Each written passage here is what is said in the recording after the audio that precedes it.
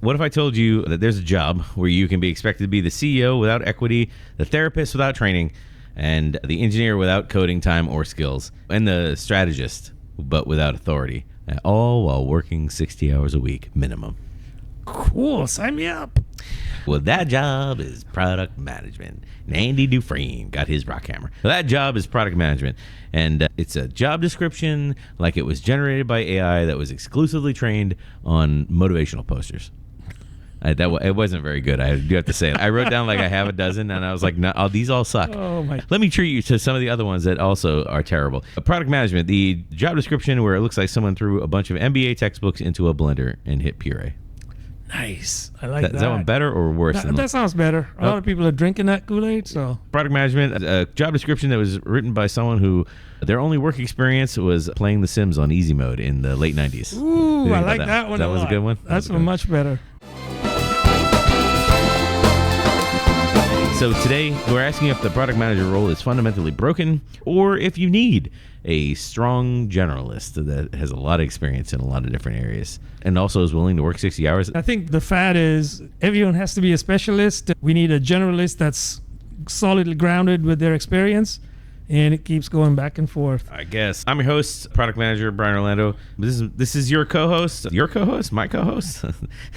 Everyone's co-host. This is everyone's co-host, enterprise business agility consultant, and the original Sultan of Swing, Ooh, Mr. Om Sultan Patel. of Swing.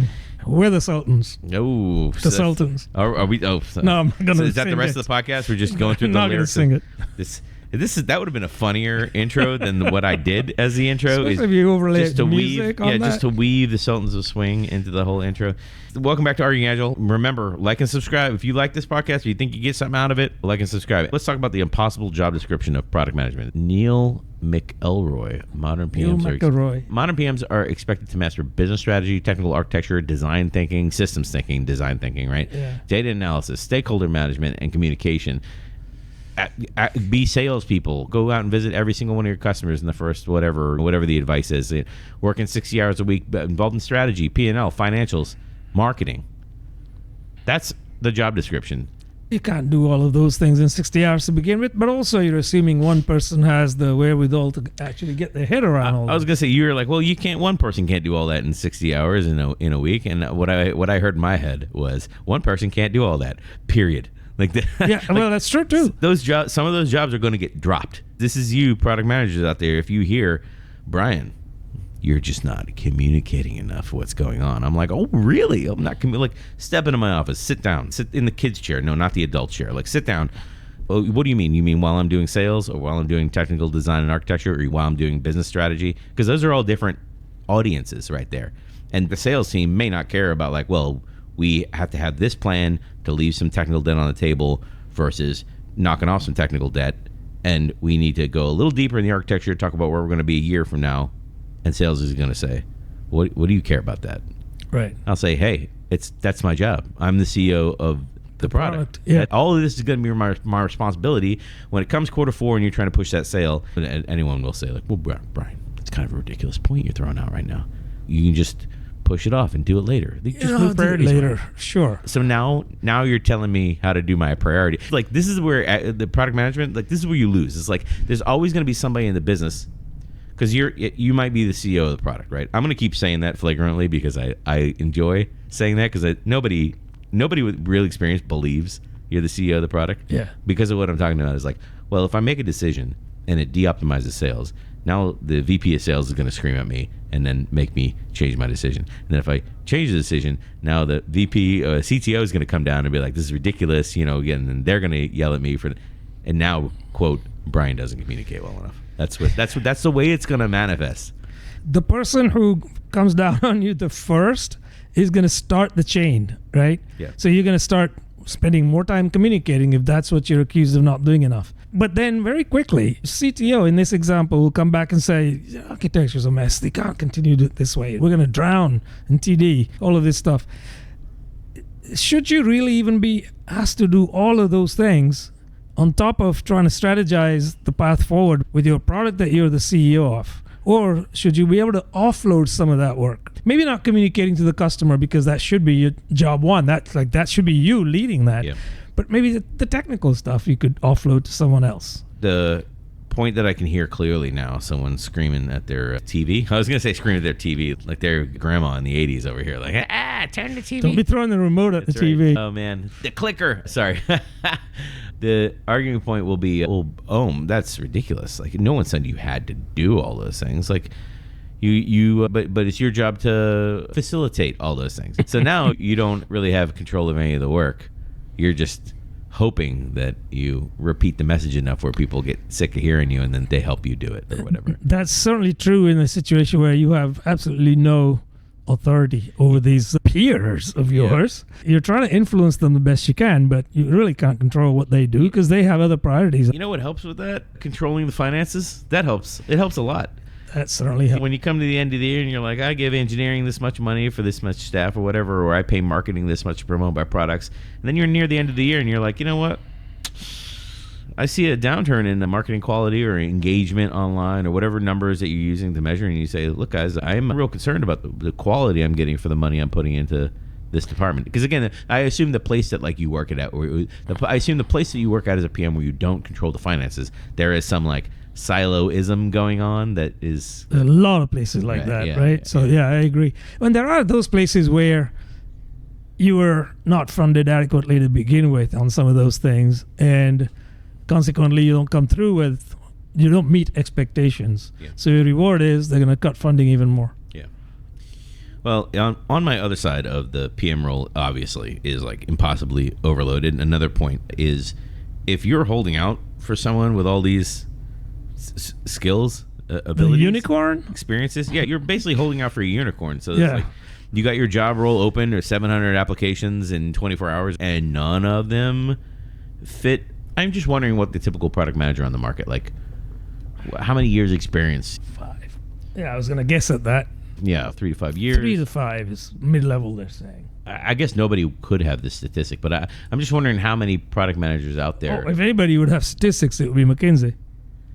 Okay, so this CPOclub.com, it's citing a McKinsey study they did, but they did it in 2014. Well, no, this says 16. Pragmatic Marketing Inc. 2016 study of almost 10 years. Yeah, it's like 9 years ago. I mean, that is not great, but 26% of product managers polled had 3 to 5 work years, followed by 24% with 6 to 10. Click on that link. It says rest of the report here. Oh. Let's see if it even opens. Oh, there we go, PDF. So, are you seeing this crap? Sorry. I don't know. That's not cool. I'm sure this study is great. That's it. That's the one. So that's the one. I don't know if you can... You can zoom that up. I can zoom this a little bit there. Scroll it. So people with under 3 years experience only represent 19% of the respondents in this study. And then nearly everybody else is in the middle of the distribution between 3 to 5 years, 26%, 6 to 10 years, 24%. And then over 10 years is a lot, actually, 31%. I didn't expect that much, but also, as you know on the podcast, this is 2016, and these people are claiming to have 15 plus years experience in product management. They're claiming they were product managers in 1999.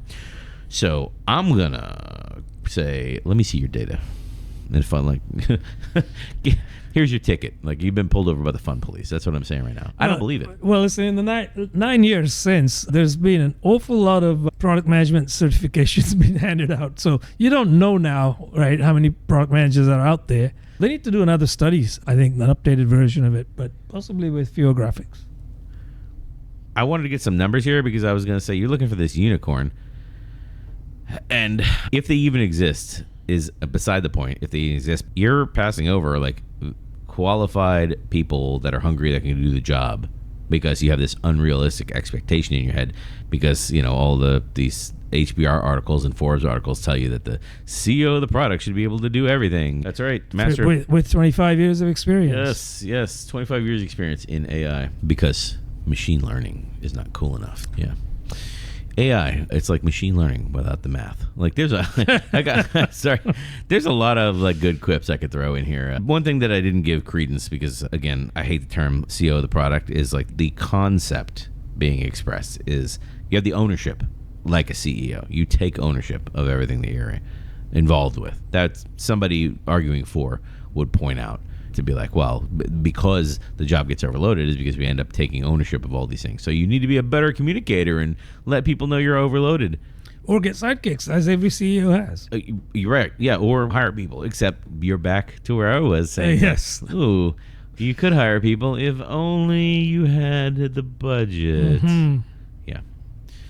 So, I don't know. This one, on a scale of 1 to how many balls a circus clown can juggle at one time before dropping them? About 4 or 5 when they're not on fire. No, they're all on fire. Oh, well, then maybe 1. Yeah, so impressive to watch, but someone's going to get hurt. That's what I take from that category. Speaking of getting hurt, let's talk about the 60-hour work week. Even Marty Kagan. Oh, yes. He has a great quote in one of his books. It says, he's not saying that you have to work 60 hours to be a good product manager, but he is saying he's never met anybody that he considered a great product manager that worked any less than 60 hours.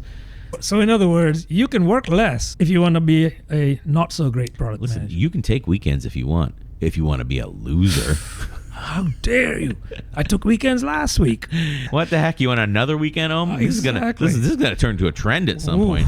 Next thing you're gonna ask for days off when you're having your baby.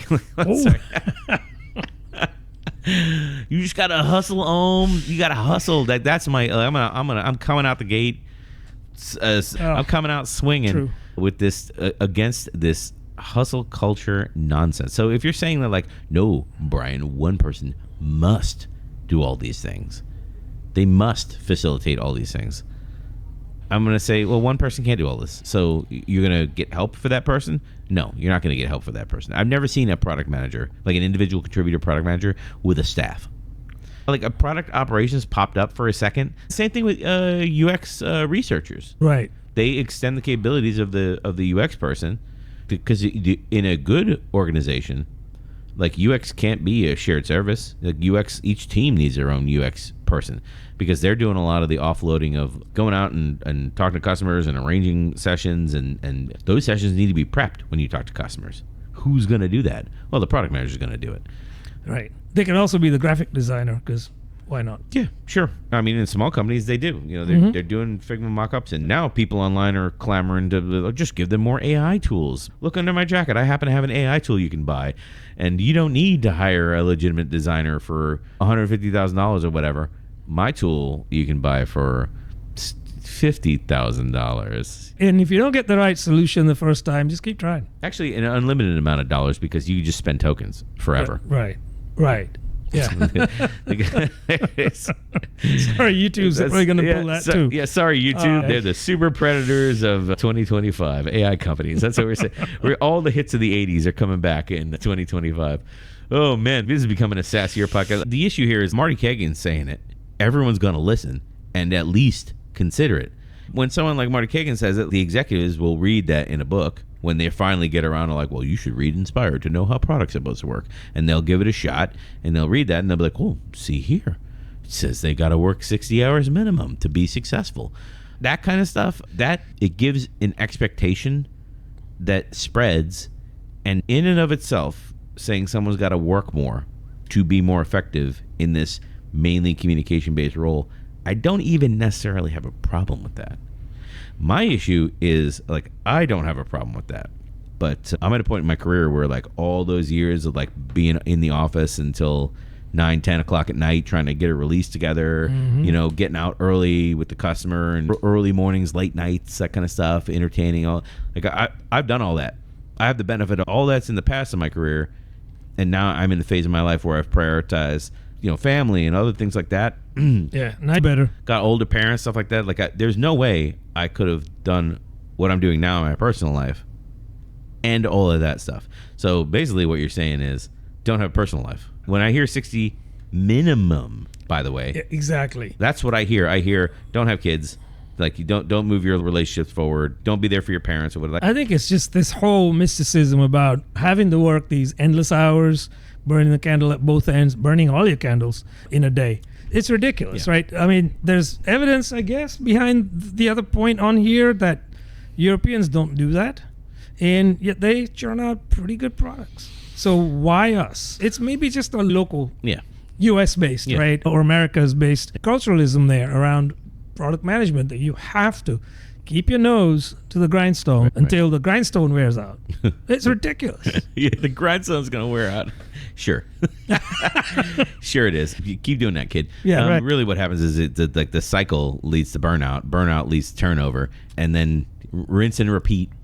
We'll get another whippersnapper in here. Fresh. I remember somebody once told me, Brian, you're bringing in these candidates. I need you to bring in someone fresh. I was like, what does that mean? I was like, are you telling me to not interview older workers? Is that what you're telling me? And they're like, oh, no, I would never say that, Brian. But we need people with fresh ideas and people that they're ready to jump in. I remember this conversation like it was yesterday. It was a long time ago. And I remember just like not even skipping a beat. So you're telling me not to hire older people is what you're telling me? No. Yeah. So the funny thing is, I guess not really even funny. Definitely not funny.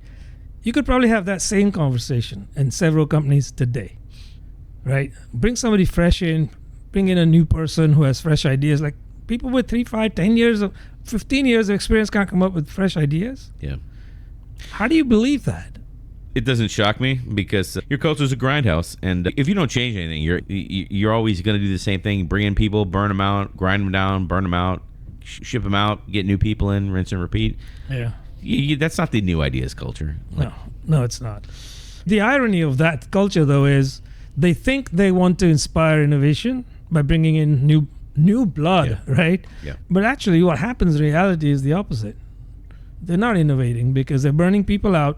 These people get jaded pretty quickly. You get someone else in, just give them some time, and then just keep doing that. Yeah. And then you turn around, and then you're that windsurf guy that like was the engineer that started there, and then he got nothing. They're over here on social media being like, "Oh no, all of our people got compensated," and he's like, "Well, what's my stapler?" Like, that was. I should go find that video so we could watch it. Where it's like somebody had to track him down and interview him. I don't know. Anyway, track your working hours and also like consider when you have conversations about like something that stress you out at work for the day, or when you're driving or in the shower. I do this a lot when I am either about to go to bed or when I first wake up. My brain rearranges itself when I'm sleeping. I solve architectural problems when I'm either laying down to bed or when I wake up immediately. Because when I wake up, I can solve issues in 20 minutes that I beat my head against for 2 hours. Yeah. That kind of stuff is like, oh, you're thinking about a work problem and you're thinking about what you want to do first when you get behind your keyboard, when you get done with your daily commute. Right. Yeah, keep a little notepad with you at all time, like by the bed. Keep it with you in your desk, keep it with you in your car, and just jot down all of those times that you're working on little tasks like that, and then consider them work. If you're a millennial, you could just say, Siri, take a note. Yeah, true. Just write down all those times and then consider them work, because I think you're going to be shocked that you're going to get to 60 hours pretty fast. Keep track of all that, because you're going to be shocked how fast you get to 60 hours. So like, when someone's like, you got to work 60 hours, what does that mean? That's another side of like long hours are just table stakes. The argument that I'm making now is these high impact roles require high commitment. When I was on contract, you were working with founders, and founders are willing to work an unlimited amount of hours. I'm sure they were willing to work all day long because they knew they were going to they were going to cash out at the end of that rainbow. They were going to at the end of that train tunnel. Their light was a pile of money, whereas this engineer over here, I should go find him because we're talking about him so much. I wish I could. Oh my God. Poor guy. Anyway, that's what they're going to claim. And the founder, in order to take you more seriously, you got to, when they're there, when they're showing up, you got to be there with them. I worked for a guy, he showed up at the office 6 a.m. He's like, there's no way I can do work at home because my family would like see me up and want to talk to me and stuff. And he was like diving into like financial numbers and statistics. Right. And he'd have to build reports and stuff like that. And he'd get in the office at 6 a.m. and he'd have productive, just like I do with development. I start at like 6:45 a.m. and then between 6:45 a.m. and 9:45, I have 3 hours where nobody talks to me. That's all fine, except you shouldn't be doing that at 6:45 p.m. also, right? Yeah. Like, just understand that you have a life. Everyone only has 24 hours in their day, so you've just got to make the most of your day in some form, right? Work. So what was that phrase? I'm trying to remember. Somebody said, do you work to live or do you live to work? Everyone has to answer that for themselves. Yeah. Well, hey, while you're working all those hours, Mr. CEO of the product, let's talk about that fantasy. let's while you're grinding, let's talk about this PM as CEO metaphor. It's been popular since Ben Horowitz's 2012 blog post. Let's go see if we can find that. It says good product managers. Let's see. It's the Andreessen Horowitz. Ben Horowitz. Yeah. So the metaphor CEO of the product, I guess it originally came from this article written in 2012. Good product managers know the market. Let's see. Let's read here. Let's see. A good product manager is a CEO of the product. Oh, okay. There it is right there. It's the second sentence. A good product manager takes full responsibility and measures themselves in terms of success of the product. They're responsible for the right product, right time, and all that entails. Bad product managers have a lot of excuses. Not enough funding. The engineering manager is an idiot. Microsoft has 10 times as many engineers working on it. I'm overworked. I don't get enough direction. The CEO of the product. Don't worry about how much funding I give you, Ohm. You're the CEO of the product. Why don't you suck it up? It's funny that he prefaces the whole article by saying it was written 15 years ago. It's not relevant anymore. That's ridiculous. I think this whole thing contradicts everything else underneath it, probably. Product managers create leverageable lateral cues, presentation, white papers. Bad product managers complain they spend all day answering questions for sales. Good product managers anticipate the serious product flaws and build real solutions. Bad product managers put out fires all day. There's a lot in this that I have an issue with. Yeah. Is that the whole article? Is good product managers do this, bad product managers do that? I think that's how it's formatted, but there might be more beyond the ad. No, that's it. Oh, okay. I thought there was more. Okay, well, if that's the case, there's maybe about a dozen things here that he decrees good managers do and bad managers don't. Good product managers send their status reports on time every week because they're disciplined. Bad product managers forget to send their status reports. Why are we sending status reports? Exactly. In 2012, that's what they did. I was over here talking to customers and selling yachts. I mean, I'm just saying, like... You had budgets for yachts? Anyway, like, listen, you need to just take ownership, kid. Stop crying that you want nights and weekends off. Get back in there. The point of what he said was CEOs take responsibility of everything. Bold statement. Bold claim in the modern era that CEOs take responsibility. Especially in light of given that you don't have everything you need. You don't have the budget. You don't have the time in the day to do everything, but you take responsibility. Yeah. But, again, isn't he making my point for me of, like, good product managers just figure out a way to do it? We had the Extreme Ownership podcast. A lot of this we hashed in that. So, like, I don't know how great of a category this is because I could take product manager out of this and put any other job position in here and say, oh, you're a good product marketing manager. Don't complain that the code is bad. Get in there in the repo and start fixing things. It sounds ridiculous, right? Because it is ridiculous. Thinking like a CEO encourages strategic, business-oriented decision-making. Articles like this frame the role as prestigious. Hey, you're the CEO of the product. You're the main person that decides everything. Get in there, kid. You got the fame. You got the money. Oh, you don't have either one of those. You also don't have any authority.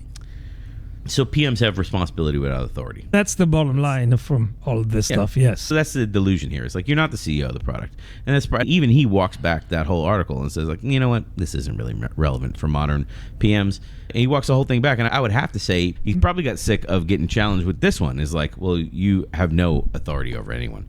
And the CEO can just decide, like, you know what, I'm going to take out a loan and move all my development offshore and do whatever and fire all my engineers if they have a problem consistently enough. Sure. And they will. Absolutely. That CEO has authority, right? You're lucky to have influence. Yes. Your CEO might come in and tell you what your roadmap's going to be. Exactly. And I would say that's more applicable to most PMs than telling them, hey, quit crying about how much money you get from the business. Don't worry about it. Why are you worried about that? Right. Just do the best you can.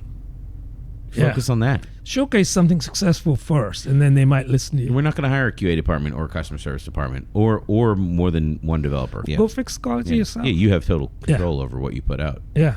Also, get that thing done today by the end of the day. And by the way, kid, I'm laughing because it's just so ridiculous. Calling yourself a CEO of the product, and you can't even expense $500 tool.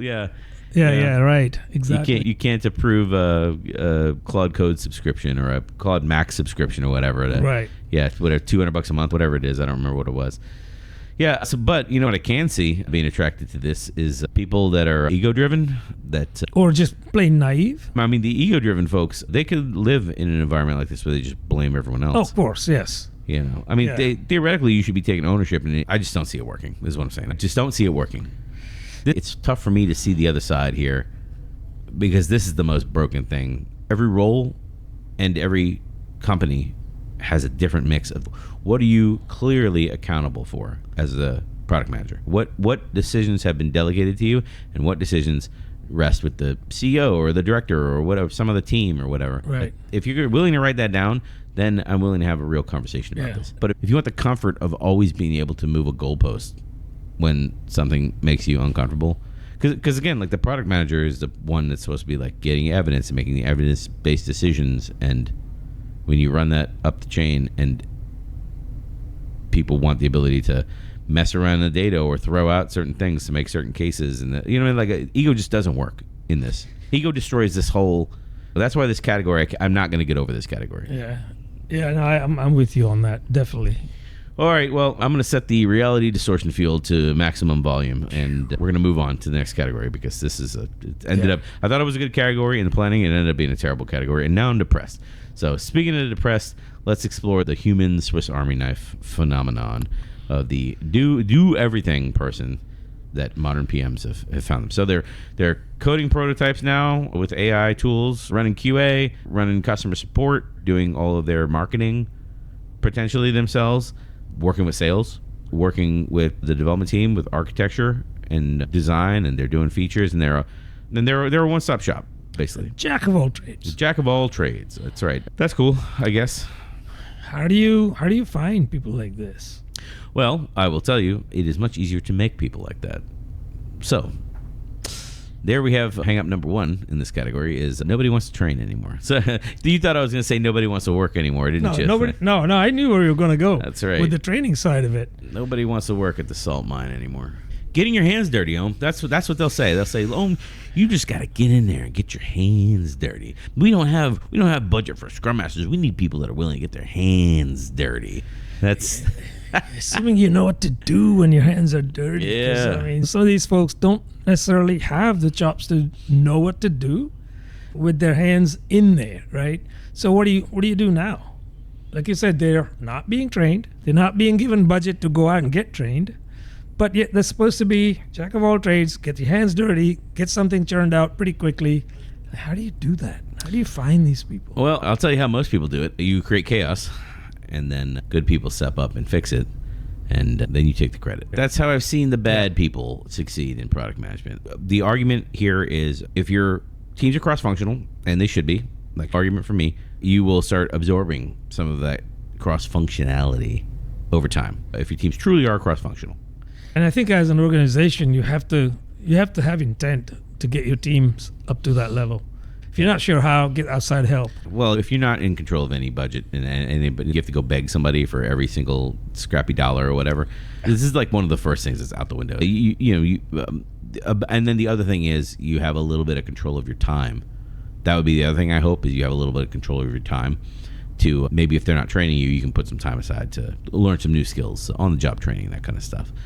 Yeah, I mean, again, like the benefit of working at a small company is you get to wear multiple hats. Mm-hmm. Every employee gets to wear multiple hats, but that's just because a small company can't hire the right people to fill the positions, and you're being asked to do multiple jobs, basically.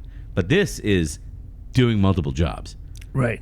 Well, there's a word for that. We'll get to it in the next category, I'm sure. Yeah. But doing everyone else's job, that's not on-the-job training. That's when you're doing everyone else's job, designing. We're not going to hire a UI UX designer. The product manager is going to do it all. We're not going to hire a UX person to help do interviews and surveys and capture feedback and to make meaningful interactions between the customers. We're going to have the product manager do that, or the dev team do that, right? And they're not going to get any help from a professional. Like that was. Yeah. But what you're really doing is like the more of the stuff that I said before, like customer support and marketing stuff, and doing QA and doing all these AI assisted prototypes and whatnot. But where's the actual business like PM skills being used? Where's that? Is that stuff getting minimized? Like, where's our business strategy? How does the product hook into that? How is the product going to advance the business strategy over the next 2 years? Where's our long term? Like all the stuff that I think of, like when's the PM like hitting the street to help expand their knowledge of the business?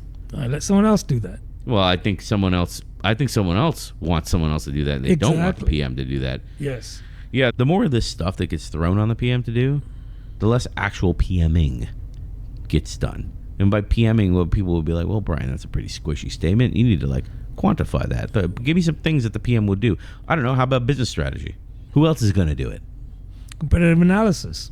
How about keeping your eye open about trends in your industry? Going to how long does it take to read all your latest industry publications or blogs or follow all the people that are at the edge of your industry?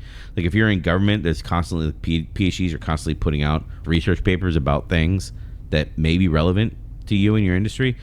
You need to be on the edge of that stuff because you go to a conference and stuff, people are going to talk about. You're not going to know what they're talking about. So like all of that staying ahead, normally that time is spent nights and weekends. And I'm saying consider all that work time now. Right. Because it's work time. It's all work. I agree. There's stuff like keeping an eye on the regulatory changes in your industry. Right? Yeah. Because if you're blindsided by that, well, it doesn't matter what you're building. I got to imagine that like lawyers and stuff are like they're keeping an eye on what cases are going through the court right now. Especially federal. Well, I mean, federal lawyers are their own brand of lawyer, but they're probably constantly keeping an eye on who made what decision when, see where the winds are blowing type of stuff. This is the same thing, except it's not an extra thing you do. It is a job. It is the job. Yeah. It's a job to make sure that you're not going to get lapped by your competitors and that the market is not going to move on without you. And if nobody's flying that plane. There's only one parachute. Again, if you're going to talk about taking ownership of stuff and get on that high horse and saying you need to be taking ownership, I can't trust that like because people have a random VP director title that they're doing these jobs. Right.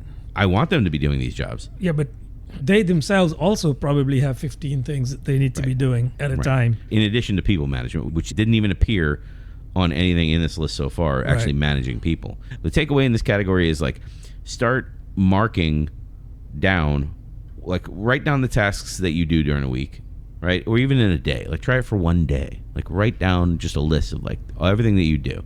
Oh, I facilitated a discussion about this. Or I made a decision about whatever. Really think about what you are doing. Like research a little bit into this or whatever.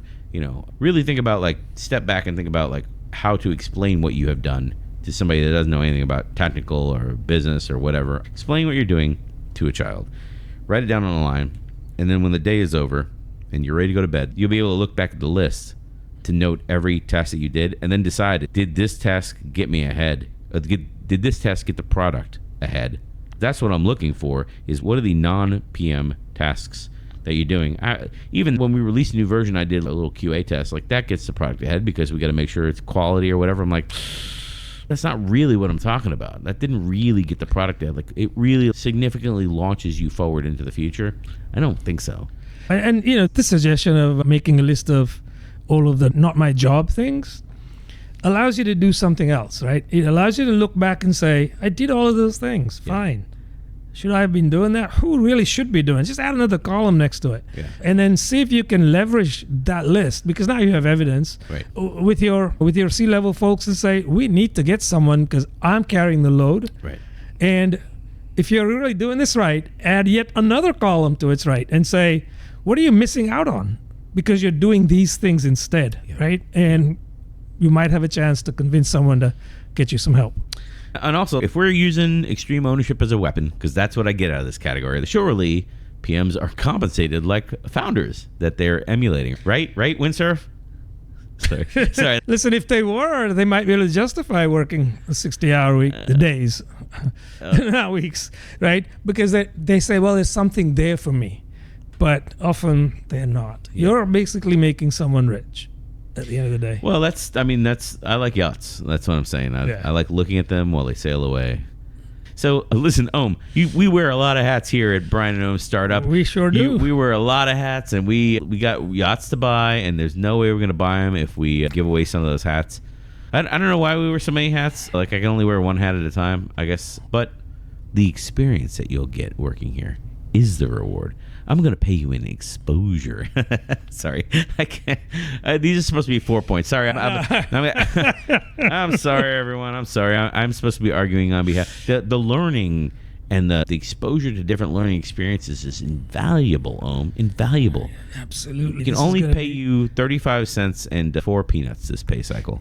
Wow. Yes. Times are good. So this kind of play might work with some of the junior folks that are entering the market, where you're saying, hey, look, these are greener pastures, come hither. More impressionable. And as they walk across, they find themselves sucked into the quicksand. Yeah. I don't know. Experience, yes, of course, right? You can't just wash that out and say there's nothing to be gained there. There is. However, experience doesn't pay your bills. Oh, no. Experience doesn't pay your divorce costs, because you're going to burn yourself out trying to get experience under the guise of this, what we've been talking about. So it's not the be-all and end-all of everything. So take that for what it is. Take the experience for what it's worth, but also at the same time, understand why you're doing this for you, right? Longer term. This is the word that I was looking for earlier. I'm going to drop it in this category because it seems appropriate in this category, and that word is exploitation. This goes back to the example I said earlier in the podcast of, like, we need someone with more energy. So what you're saying is that you would like to perpetuate the cycle where we get young people in here, pay them peanuts, give them this job title that has this illusionary marketing prestige built onto it, have them give us entrepreneurial effort at entry-level employee prices, and then keep doing that model until we burn those people out. The people who, by the way, could have been utilizing their entrepreneurial spirit to build companies of their own. Sure. And some do escape the trap after a while. The unempathetic pushback to this will be like, well, then they can go do that. They can go do it. They can quit and go do it. They should have done that. And then said, that there's a lot of bad faith pushback in this category. Yeah. The other thing I thought of was that, but nobody wants stress of equity and like having to go out and make the sale to make payroll. People don't want the ownership equity. Yeah, sure. Well, that equity may pay bills better than your experience. The side effect of some of these things is people get burned out, they leave, they go to other companies, and they try to apply whatever they gained from their experience, right? Yeah. So if these are the younger entry-level people, they probably haven't gained a whole lot, because at that age bracket, they value personal time, etc., more than just trying to do everything for the mothership. So they're going to go to another company and they will try to apply that there, and good luck there too, because it's the same culture, right? Then what happens? I'll tell you what happens is that you have no equity. And if you're one of those young people listening to this or watching this and you think the grass is greener on the other side, let me tell you, grass is greener where you water it.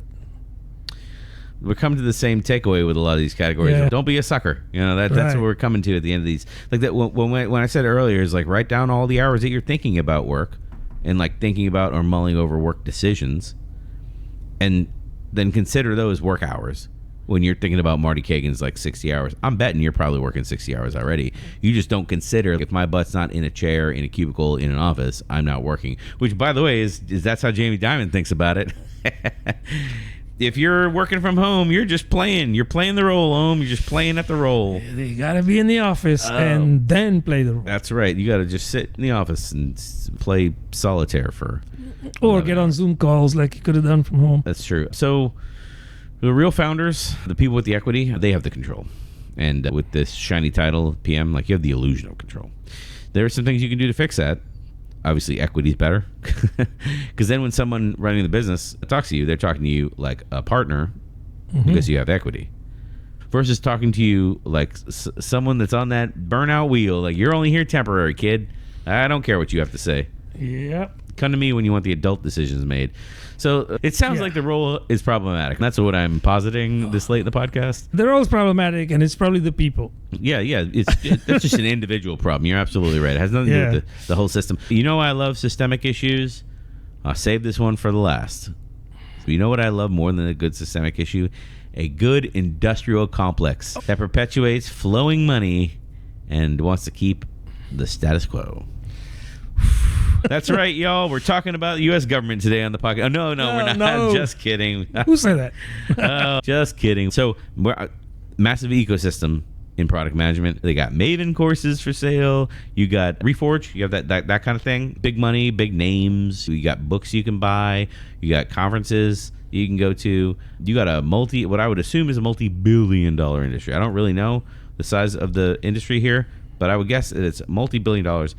And I would guess that it is like if LinkedIn or one of these social media companies ever decided they just wanted to take a shot at product management, like LinkedIn and just started showing like ridiculous, like, God, what was the one they like quiet fracking or whatever. Sorry, no, it was like quiet cracking. That was what it was. Quiet cracking. Yeah. I was like, what is this? Why is this like a featurette? So I was like, so they can just pick any featurette they want and just go grab the videos that are available and throw them into the gallery because people are talking about a trend. So basically, they pick whatever trend is trending, no matter how it got trending. They fan it, is what they do. And then fan it, right? Yeah. Well, how do I know they're not just creating the trend?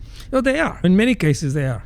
Okay, so what if LinkedIn just decided one day that they wanted to run a hashtag of like product management is dumb, like, or Agile is dead. Yeah, just like a whole bunch of galleries of people being like, no, product management's a ridiculous job. Yeah, like those people can't get anything done because they put so many roles together and it's dead. Nobody hires product managers anymore. Product engineers is a new thing. Yeah, this is not out of the ordinary at all. I mean, I'm pretty convinced that this happens all the time, and you'll see it. You'll see when you see one of these things, you'll kind of it will tingle your psyche, and then suddenly you see people piling on it. Yeah. And as soon as a few people pile on one side, a few more perhaps, pile on the other side, and you get this arms race going. Now, if we're really smart about this, we can recognize that. But there's not a whole lot you can do. Yeah, right. Because LinkedIn, you correctly identified LinkedIn just a few moments ago as a social media platform. It used to be a professional networking connection site. That stopped some time ago. Now they're basically a Facebook. The product ecosystem, which I would argue like podcasts, blogs, like that's the real books. You know what I mean? The ecosystem. So theoretically, it should support a standard level of training. Like go read the Marty Kagan books to start. There's a few creators that are actually pretty good. Go follow them. And theoretically, community should provide peer support. Although I would argue like I don't know how much peer support the product community actually like does. There's a lot of people in the product community that are like charging for their wares. This is the nice thing about the Agile community. There was much more of a spirit of like, I'm going to create a Miro template or something, just give it out for free, and everyone can use it and dogpile on it and improve it. And like the product community doesn't. No, they don't really do that as much, in my opinion. Probably because they're working 60-hour days and doing everything. Yeah, that makes sense. I mean, it's an industry that profits off of complexity, ambiguity, complexity, and I don't know if the industry really solves any of those problems. No, and as you know, and if you've been watching other podcasts, which you should be, I lean very, very firmly towards this, the apprentice model, right? So the industry should have that. And it's context specific. If you're in defense or healthcare or biotech or whatever, if you're there, you should be able to call on somebody, a community there of product folks that can take you under their wing. And when I say that, what does that actually look like? Well, maybe they can shadow you for a bit. They're not compensated. Sure. We'll come up with NDAs or whatever else, non-disclosure agreements or whatever. That's fine. But at least they can see how something's being done. Now, if you're one of those people who is an apprentice here, if you get the opportunity to shadow 3 or 4 people, you're going to now see 3 or 4 people doing things obviously in different ways, but you're learning how it's being done in real life. That's your apprenticeship. That's your quote unquote internship. You're not being paid, but you're learning, right? That is missing. And it's also missing in the Agile industry as well. So I know several people that are now trying to reinvent themselves, second career folks, etc., right? And I don't have an answer. Yeah, I mean, the role definitely needs to be fixed. I mean, that's also the issue when I see someone come up with a new framework, or even in the Agile stuff about like the no estimates or no backlogs or whatever other new things people come out with to try to like, they're going to a talk, so they got to develop something that is like revolutionary or whatever. Like the PM is the same way, but people are like, oh, here's a new strategy template, or here's a new way to do your backlog, or a new tool. How many times we need to reinvent Jira? I realized I said Jira. I had to get it out of my mouth there real quick. Every time they do that, it's under the guise of like helping solve a problem. Every time they do that, I feel that every framework created brings another complexity into the field, and also potentially brings another responsibility that now you also have to take ownership of that as well. Like if someone came out with a framework for PMs to market their thing, like here's a 2x2 marketing framework or something. Now we don't need marketers because the PMs do that as well. Now here's AI prototyping tools. Now we don't need designers or developers. Ridiculous. We'll let the PMs do that. Yeah. Because again, like we don't know what they do all day. They do everything, so you don't know what they do. So you assume they do nothing. Yeah. In a nutshell, that's basically what Agile coaches or Scrum Masters. I mean, I agree with you there. So there is no united sort of like what is product management all about? What should it be all about? And then a concerted effort to nurture folks into the field. I would say there's even, the funny thing about this is there's even less, I'm not even calling for a centralized body of knowledge or authority or whatever. Even Agile has more structure. Like as a community and like what are our principles, what do we believe in kind of stuff. Like product management has nothing. It's literally whatever anybody with the loudest, sexiest voice with the trend that LinkedIn decides to promote this week. Like that's what product management is. It's what we're saying really is there's no principles. That's what to be successful. You just basically need to write down whatever the heck it is that you want other people to believe and say, this is it, folks, right? Yeah. Unfortunately, there's too many of them out there. And when you look deeper into what they're saying, some of it may float, right? Most of it doesn't. Yeah. So that's the problem. Yeah.